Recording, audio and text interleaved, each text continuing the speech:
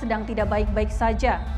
Ada begal merajalela, dan ini bukan begal biasa, tapi begal konstitusi. MK juga mengingatkan putusan itu bersifat final dan mengikat. Nyatanya, putusan konstitusional bisa dengan mudah diabaikan. Pilkada di sekitar 150 daerah berpotensi hanya diisi calon tunggal melawan kotak kosong. Koalisi Prabowo mereplikasi dan menyempurnakan demokrasi yang buruk di era Jokowi. Upaya mempertahankan kekuasaan belum juga usai. Bila dalam Pilpres 2024 upaya itu ditujukan untuk memenangkan Prabowo Gibran, yang detailnya telah kita kupas dalam video Demi Kekuasaan episode 1, kali ini kita akan membeberkan upaya lanjutannya. Sejak Rabu 21 Agustus, gambar Garuda Biru merajai jagat maya disertai tagar kawal putusan MK dan seruan untuk turun ke jalan. Memangnya apa yang terjadi? Ini bukan negara milik keluarga tertentu.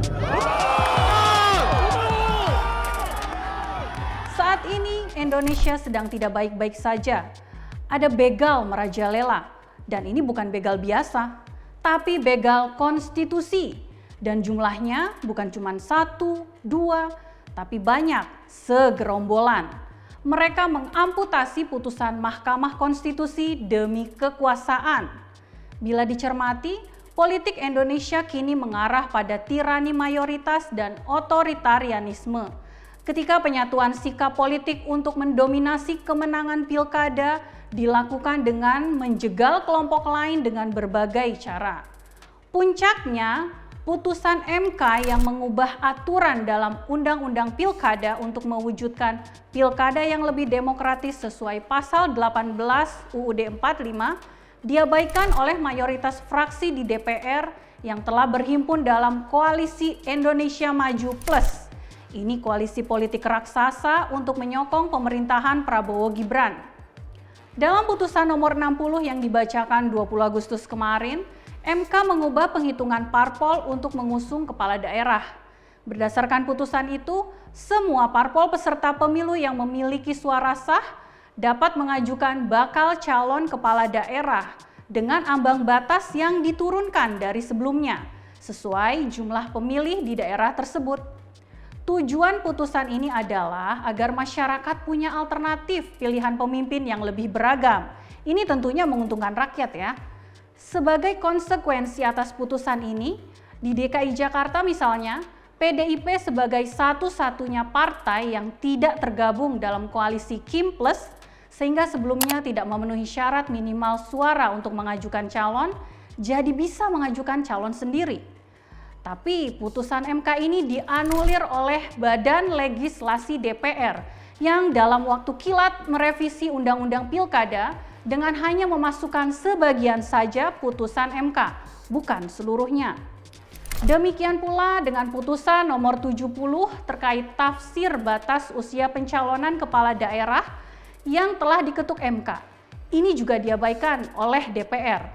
Padahal putusan MK atas sengketa Pilpres yang menguntungkan Prabowo Gibran disebut Jokowi final dan mengikat.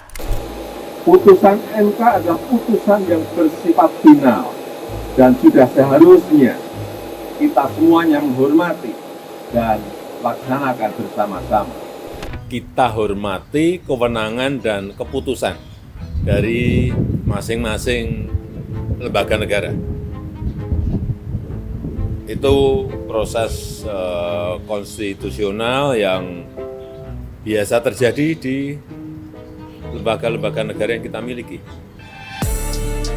Tapi kini, ketika putusan baru MK menjadi penghalang bagi putra bungsunya Kaisang untuk maju dalam pilkada, putusan tersebut diabaikan.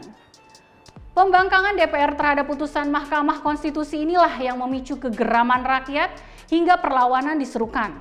Bagaimana sebetulnya situasi bisa sampai ke titik ini? Agathon akan menceritakannya dengan menarik peristiwa ke belakang ketika Pilpres masih berlangsung awal tahun ini. Silakan Agathon. Baik, pembukaan yang menarik Anggi. Semua manuver politik pasti ada awalnya. Dan semua ini bermula dari gelaran Pilpres 2024 saat Prabowo dan Jokowi berjabat tangan menyatukan kekuatan demi suksesi kekuasaan. Prabowo kemudian menang dengan slogan keberlanjutan, seraya mengusung program andalan, makan siang gratis bagi anak sekolah dan ibu hamil, yang dulu anggarannya sempat digadang bersaing dengan pembangunan ibu kota negara Nusantara, 450 hingga 460 triliun rupiah. Program Akbar itu membutuhkan kekuatan besar sehingga Prabowo bersikap akomodatif terhadap berbagai partai politik demi kelancaran pemerintahan. Maka dari itu sejak awal sudah muncul wacana koalisi besar yang telah kumparan angkat dalam Lipsus edisi 11 Maret 2024. Mantan Kokapten Timnas Amin, Sudirman Said pernah mengemukakan kabar adanya skenario untuk memasukkan hampir seluruh partai politik ke dalam koalisi besar Prabowo secara permanen. Skenario itu termasuk penyisaan 1-2 parpol di luar pemerintahan.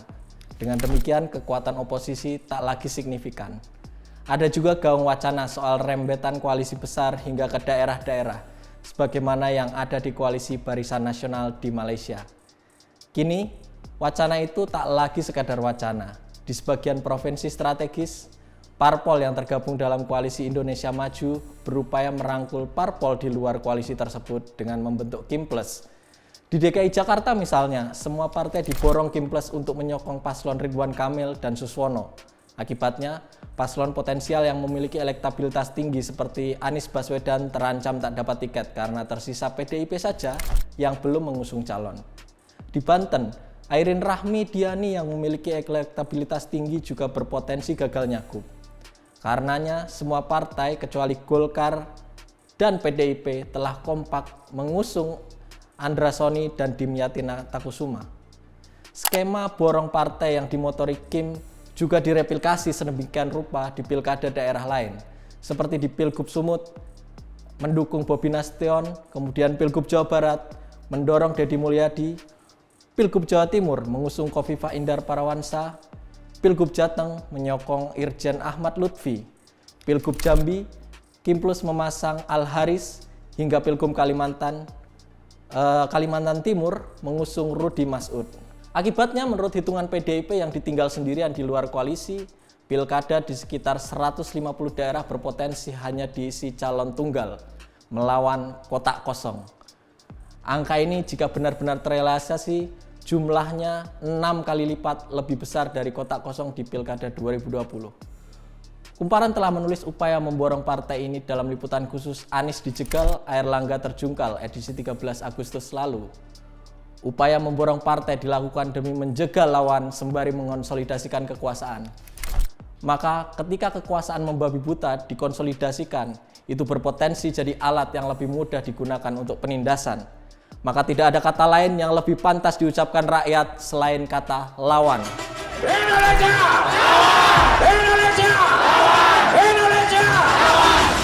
Sebagaimana tagline keberlanjutan, skema borong partai koalisi Prabowo ini mirip seperti yang dilakukan Jokowi selama 2 periode. Tidak ada check and balance dan semua manut apa kata penguasa.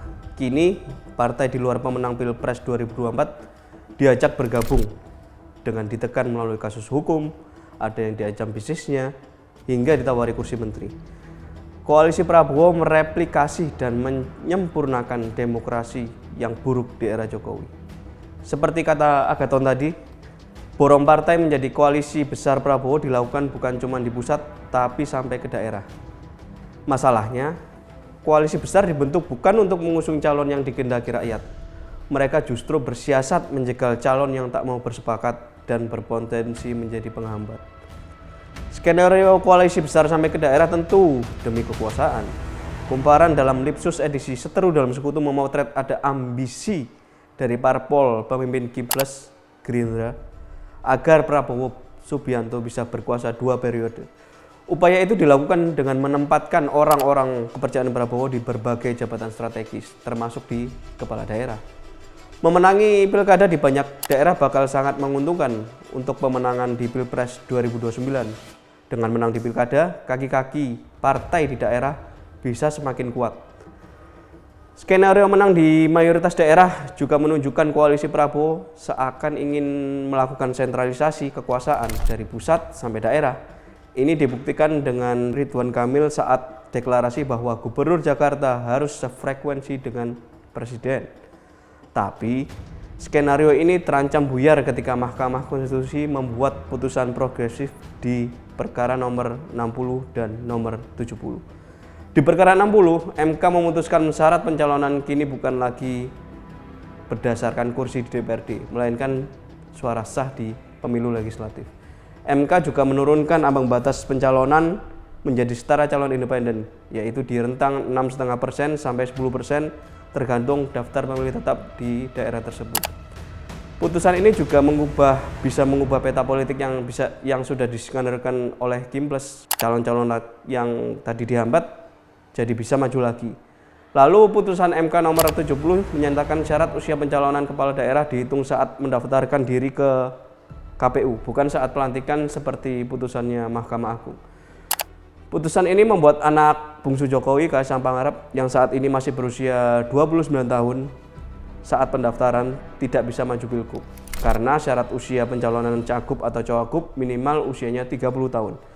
Namun hanya rentang sehari setelah putusan MK, Balik DPR yang kini didominasi oleh Kimples menjagal putusan MK dengan merevisi Undang-Undang Pilkada. DPR tetap mensyaratkan pencalonan kepala daerah sebesar 20% kursi DPRD atau 25% suara sah.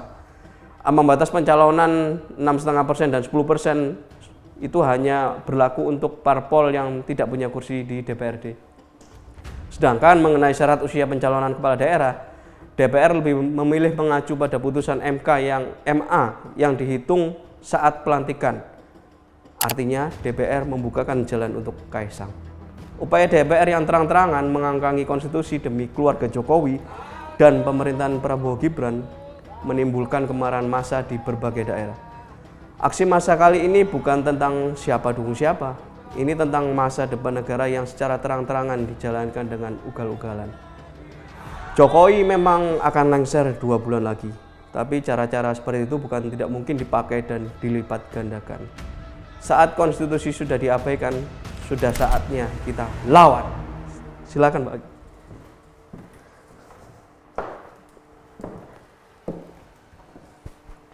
Dari rangkaian cerita panjang tadi terlihat jelas bahwa demokrasi Indonesia sekarang di ujung tanduk. Situasi yang terjadi saat ini bak hukum Newton. Ada aksi, ada reaksi. Kemarahan publik adalah reaksi atas pembangkangan terhadap konstitusi. Mahkamah Konstitusi mengatakan mereka telah menjalankan tugas untuk memberi tafsir dan norma konstitusional. MK juga mengingatkan putusan itu bersifat final dan mengikat. Nyatanya, putusan konstitusional bisa dengan mudah diabaikan dan membuat negara berada dalam kondisi darurat konstitusional. Semua ini terjadi karena penyatuan dan penyeragaman kekuatan politik dalam satu payung besar kekuasaan, yang mengakibatkan kekuatan oposisi jadi amat minim. Alhasil, mekanisme checks and balances sebagai alat kontrol kekuasaan tidak akan berjalan memadai. Kini setelah riuh kemarahan rakyat yang memprotes langkah brutal DPR, Kamis sore 22 Agustus, Wakil Ketua DPR Sufmi Dasko Ahmad menyatakan DPR batal mengesahkan revisi Undang-Undang Pilkada. Menurutnya, pendaftaran calon kepala daerah yang dibuka pada 27 Agustus akan menggunakan putusan Mahkamah Konstitusi. Kini sebagai rakyat, ada satu hal yang harus kita lakukan. Kawal! Pastikan pemerintah, DPR, dan kekuatan-kekuatan politik memenuhi amanat konstitusional.